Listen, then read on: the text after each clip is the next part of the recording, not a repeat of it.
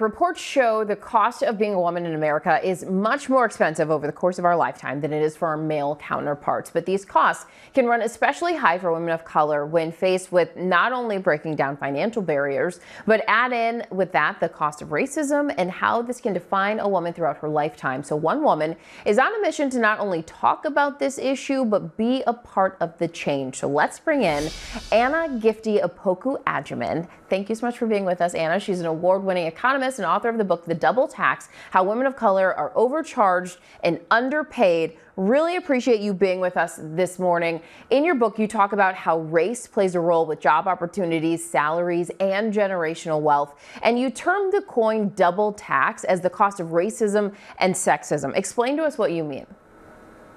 Thank you so much for having me on the show, Janae. This is such an honor.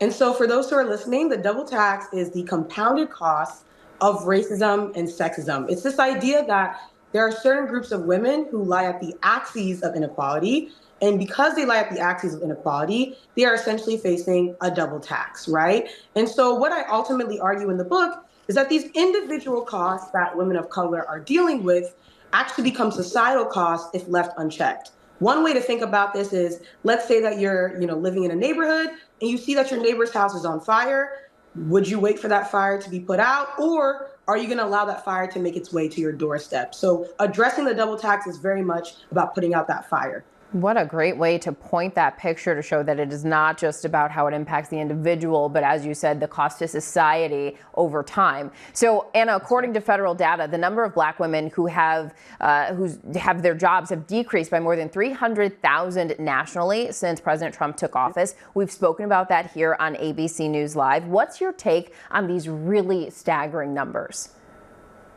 Well, I think, Janae, you took the words out of my mouth. They're staggering, right? We're talking about 319,000 and counting. And I would argue here that, this is once again an example of the double tax. This is the work of Katika Roy that was cited in the New York Times last week. And essentially what we're seeing is really 319,000 breadwinners, 319,000 taxpayers. I think what folks don't understand is that when people exit the labor force, meaning that they're no longer looking for work and they're no longer working, that means that we're actually losing taxable income that goes back into society to fund things like streets, street lights, right, schools, that sort of thing. And so if we're missing that income from the economy, our economy is shrinking, our GDP is shrinking, but also the communities that you're a part of are becoming worse off.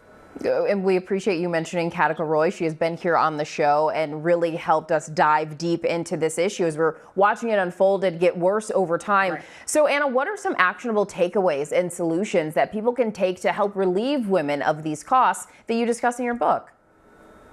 Thanks so much for asking that question. I think there's a number of different things that we could address, but maybe in regards to the workforce, what we can say is, if you're an employer right now and you have to lay off employees, I would think very carefully about what sort of severance package you're leaving them with, right? I think one thing that we want to make sure we're not doing is adding additional pressure onto folks who are already facing a very tough job market. And I think allowing folks to transition into the job search process with enough money so that they can survive is actually incredibly important. I think the other thing to notice too is that if you're an employer and you're right now considering whether or not you should lay off certain employees, I think you should think about what that layoff actually means, right? A lot of these women are relied on within their community and within their families. We know that, for example, Black mothers, 69% of them are the breadwinners of their household. So when you are laying off a Black woman, you're really taking away the familial income that is supporting towards in terms of their family. And so with all of that in mind, I would say some actionable takeaways is, if you're an employer, make sure that you have packages that actually support individuals. If you're a person who's looking for a job, I would say make sure that you're tapping into community resources and also workforce training programs that also have access to ways to find careers. And then I would also say, lastly, if you are a local, state, government, make sure that you have a job board that's available to folks in your community so that it's easy for them to transition into the job search process. Anna Gifty Opoku-Agyemen, thank you so much for being with us today to talk about all the great work that you're doing. The double tax is available soon. Thank you so much, Anna.